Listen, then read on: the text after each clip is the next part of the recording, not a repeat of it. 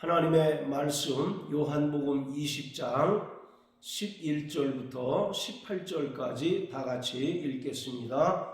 마리아는 무덤 밖에 서서 울고 있더니 울면서 굽으려 무덤 속을 들여다보니 흰옷 입은 두 천사가 예수의 시체에 누웠던 곳에 하나는 머리편에 하나는 발편에 앉았더라. 천사들이 가로되 여자여 어찌하여 우느냐? 가로되 사람이 내 주를 가져다가 어디에 두었는지 내가 알지 못함이니이다. 이 말을 하고 뒤로 돌이켜 예수의 서신 것을 보나 예수신 줄 알지 못하더라. 예수께서 가라사대 여자여 어찌하여 울며 누구를 찾느냐 하시니 마리아는 그가 동산지기인 줄로 알고 가로되 주여 당신이 옮겨갔거든 어디 두었는지 내게 이르소서. 그리하면 내가 가져가리이다. 예수께서 마리아야 하시거늘 마리아가 돌이켜 히브리 말로 라보니요 하니 이는 선생님이라. 예수께서 이르시되 나를 만지지 말라. 내가 아직 아버지께로 올라가지 못하였노라.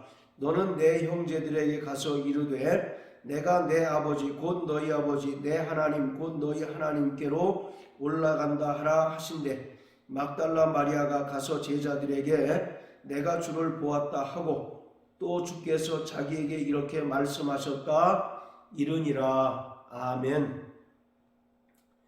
예수님의 죽으신 시체를 안장했던 무덤이 비었다는 사실을 가장 먼저 발견한 인물은 바로 막달라 마리아였습니다. 그리고 예수님의 부활하신 모습을 가장 먼저 목격한 인물 역시 막달라 마리아였습니다. 이것은 예수님의 부활이 분명한 역사적인 사실이라는 것을 반증하는 것입니다. 당시에 사회적 신분이나 지위가 낮았던 그러한 상황에서 그리고 여자들의 증언이 법적인 효력으로 인정받지 못하는 상황에서 예수님의 빈 무덤 그리고 예수님의 부활하신 모습을 제일 먼저 여자가 발견했다라고 기록하고 있는 것은 예수님의 부활이 분명한 역사적인 사실이라는 것을 우리에게 나타내주고 있습니다. 이처럼 마리아는 예수님의 무덤이 비었고 또 예수님께서 부활하신 것을 가장 먼저 목격했던 인물이었습니다. 그러나 이러한 막달라 마리아도 처음에 예수님의 부활하신 모습을 보았을 때 예수님을 온전히 알아보지 못하고 예수님을 동산지기인 줄 알고 예수님의 죽은 시신을 요청을 합니다. 이에 예수님께서 16절에서 마리아야 하시니 마리아의 반응이 히브리 말로 라보니 선생님이여 라고 고백합니다. 이때야 비로소 막달라 마리아가 예수님께서 부활하셨고 또 부활하신 예수님을 자신이 직접 보고 있다는 사실을 알게 되었습니다. 그래서 막달라 마리아는 너무 기쁘고 감사한 나머지 예수님을 꼭 붙들고 있었습니다. 그래서 17절에 보면 예수님께서 마리아에게 나를 만지지 말라. 내가 아직 아버지께로 올라가지 못하였다라고 말씀하십니다. 여기서 나를 만지지 말라 하신 말씀은 막달라 마리아가 예수님을 단순히 접촉했거나 손을 대는 정도가 아니라 꼭 붙들고 있었음을 알 수가 있습니다. 그래서 나를 만지지 말라 하신 말씀은 붙잡는 것을 중지하라 그런 의미입니다. 자, 우리 마태복음 28장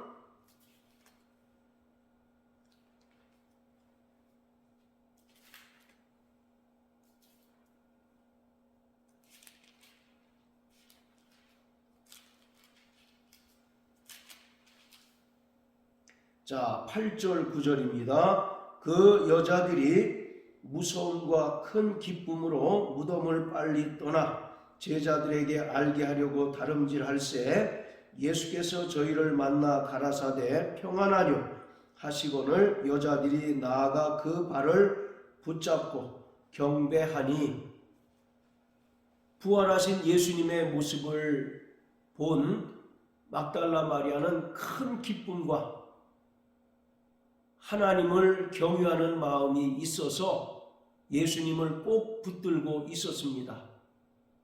막달라 마리아가 예수님을 꼭 붙들고 있었던 것은 예수님께서 죽으시기 이전에 그러한 모습처럼 자신과 늘 함께하기를 바라는 그런 마음이 있었습니다. 그러나 예수님께서는 나를 만지지 말라. 내가 아직 아버지께로 올라가지 못하였다라고 말씀하십니다. 예수님께서 십자가에 달려 죽으시기 전에 제자들에게 수차례 자신이 십자가의 죽음과 부활 이후에 하나님 아버지께로 올라가셔야 한다는 것을 말씀하셨지만 막달라 마리아는 믿음이 부족해서인지 아니면 너무 기쁜 나머지 그것을 잠시 잊었는지 예수님께서 아버지께로 올라가셔야 된다는 사실을 잠시 잊고 너무 기쁘고 주님을 경외하는 마음으로 꼭 붙들고 있었습니다. 그러한 마리아에게 나를 붙잡는 것을 중지하고 내 형제들에게 가서 내가 아버지께로 올라간다는 사실을 전하라 이와 같이 명령하십니다. 그리고 막달라 마리아는 주님의 명령을 따라서 제자들에게 가서 자신이 부활하신 예수님을 보았고 또 예수님께서 아버지께로 올라가신다고 하신 그 말씀을 제자들에게 그대로 전했습니다.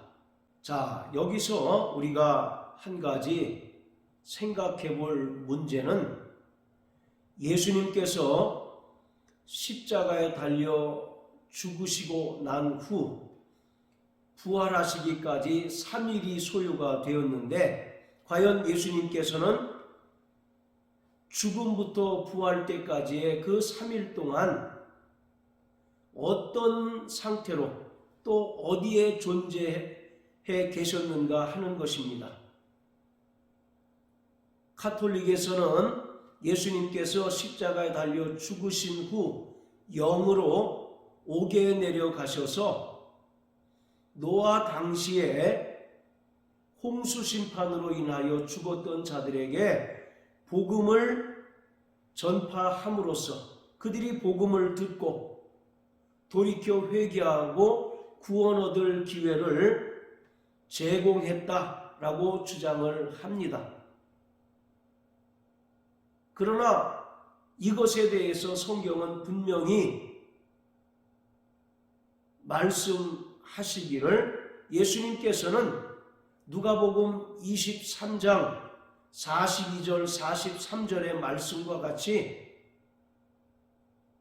두 번째 행악자와 함께 낙원에 계셨다는 것을 알 수가 있습니다. 자, 누가복음 23장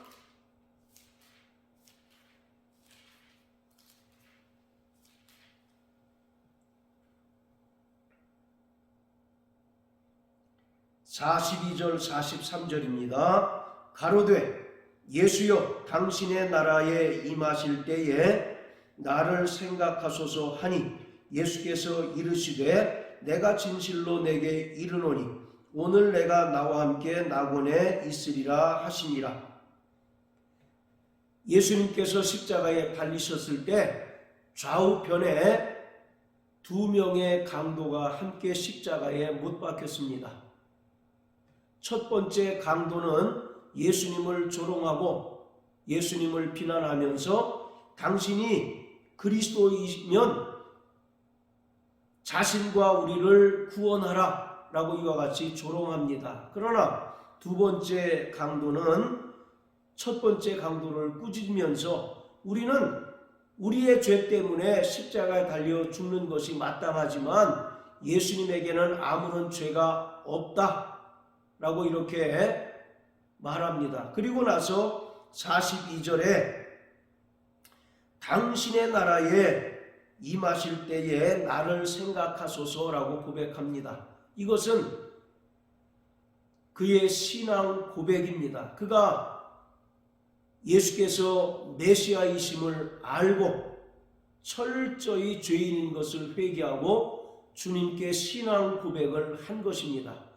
이때 예수님께서 43절에서 내가 진실로 내게 이르노니 오늘 내가 나와 함께 낙원에 있으리라 이렇게 말씀하셨습니다. 이처럼 예수님께서는 십자가에 달려 죽으신 후 부활하시기까지 3일 동안 두 번째 강도와 같이 낙원에 계셨습니다.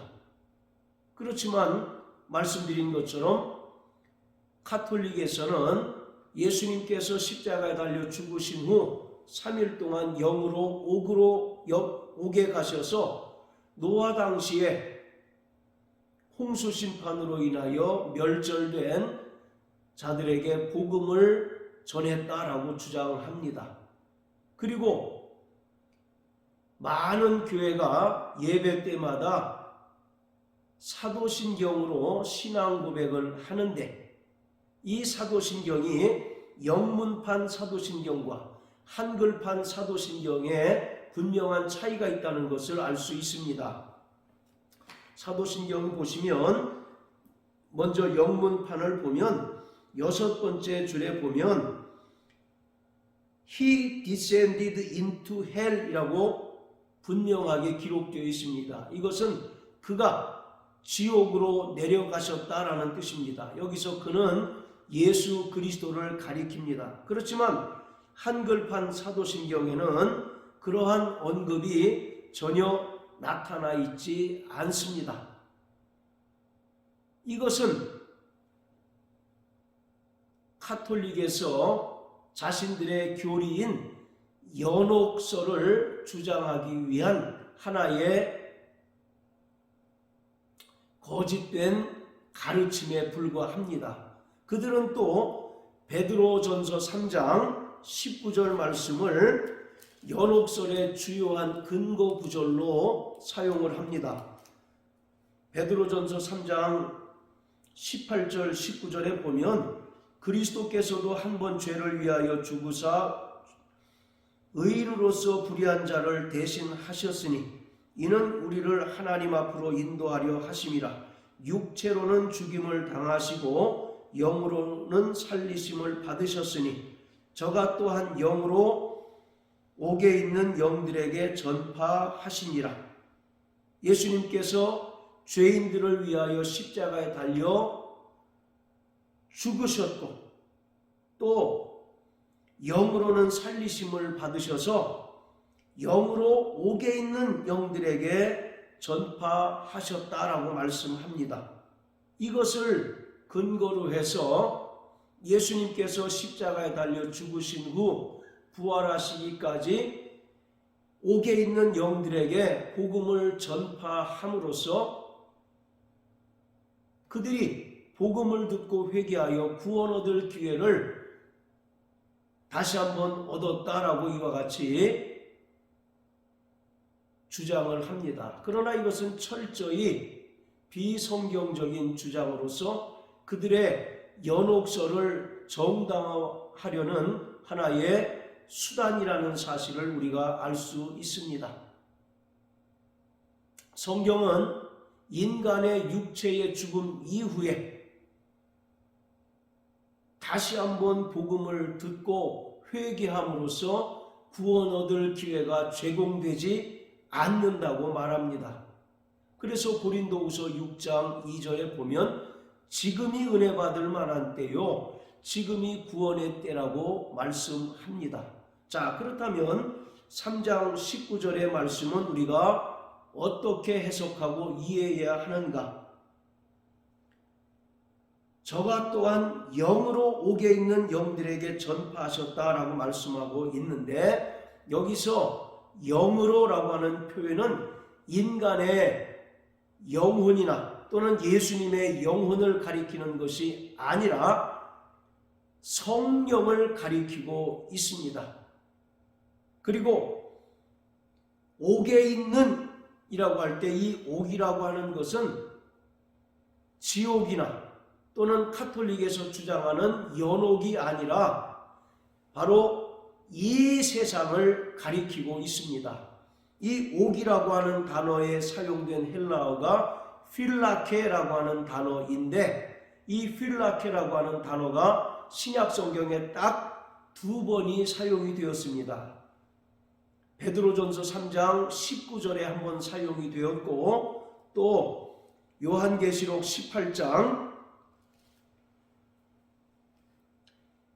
2절에 보시면 힘센 음성으로 외쳐 가로되 무너졌도다 무너졌도다 큰 성 바벨론이여, 귀신의 처소와 각종 더러운 영에 모이는 곳과 각종 더럽고 가증한 새에 모이는 곳이 되었도다. 여기 곳이라고 하는 단어에 관주번호 1번이 매겨져 있는데, 그 밑에 해설을 보게 되면 혹 옥으로라고 되어 있습니다. 여기서 곳이라고 하는 단어에 해당되는 헬라어가 필라케입니다. 따라서 여기서 모이는 곳은 어떤 지옥이나 또는 카톨릭에서 말하는 연옥이 아니라 큰 성 바벨론을 가리킵니다. 즉 이 세상을 가리키고 있다는 것입니다. 따라서 베드로전서 3장 19절의 말씀은 예수 그리스도께서 성령으로 말미암아 노아 당시에 하나님을 대적하고 하나님을 거부하고 하나님의 그 은혜를 배척한 자들에게 복음을 전파했다는 그러한 의미입니다. 베드로후서 2장 5절에 보면 옛 세상을 용서치 아니하시고 오직 의를 전파하는 노아와 그 7 식구를 보존하시고 경건치 아니한 자들의 세상에 홍수를 내리셨다라고 말씀합니다.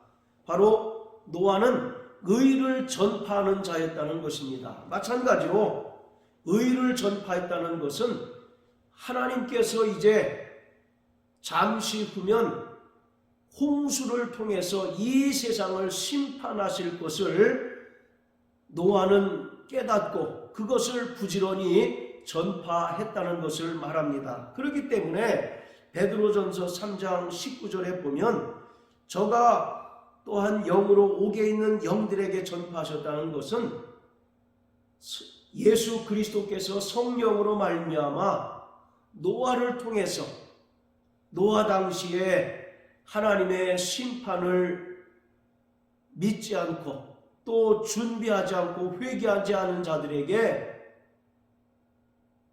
임박한 심판을 증거함으로써 저들을 돌이키게 했다는 것입니다. 그렇지만 그들은 끝내 노아의 홍수 심판을 전해 듣고도 회개치 아니함으로 말미암아 노아와 8 식구만 구원받고 그 나머지는 모두 홍수 심판으로 멸절되었다는 것을 기록하고 있습니다. 이것은 결코 예수님께서 십자가에 달려 죽으신 후 부활하시기까지 3일 동안 그들이 말하는 연옥이나 지옥에 내려가셨다는 이야기가 아니라 성령을 통해서 노아에게 당시에 하나님을 대적하고 은혜를 거부하는 자들에게 하나님의 홍수 심판을 전하게 하셨다는 그러한 말씀을 말하고 있는 것입니다. 그렇기 때문에 예수님께서 지옥에 내려가셨다든지 또는 카톨릭의 주장대로 연옥에 내려가셔서 복음을 전함으로써 다시 한번 구원 얻을 기회가 제공되었다는 얘기는 전혀 성경적인 근거가 없는 것입니다. 오늘 우리는 우리의 육체가 있는 동안이 회개하고 구원 얻을 기회라는 사실을 깨달아야만 합니다. 그리고 이미 회개하고 구원받은 성도들에게는 육체의 때가 자신의 영혼을 준비하고 또 신랑 되신 예수 그리스도께서 장차 강림하실 때 정말 그를 영광 중에 맞기 위하여 자신을 믿음으로 단장하는 때임을 깨닫고 주님께서 영광 중에 부활하셨던 것처럼 구원받은 성도들도 신령한 몸의 부활을 소망하며 날마다 믿음으로 사는 자가 되어야 합니다. 그러므로 사랑하는 성도 여러분, 정말 우리의 소망은 예수님께서 부활의 첫 열매가 되신 것과 같이 오늘 우리도 장차 신령한 몸의 부활을 맞이하게 될 것을 믿으시고 날마다 부활의 큰 영광과 소망으로 말미암아 세상을 이기며 승리하고 또 믿음으로 다시 오실 주님을 준비하는 복된 믿음의 성도 되시기를 예수님 이름으로 축복합니다. 할렐루야.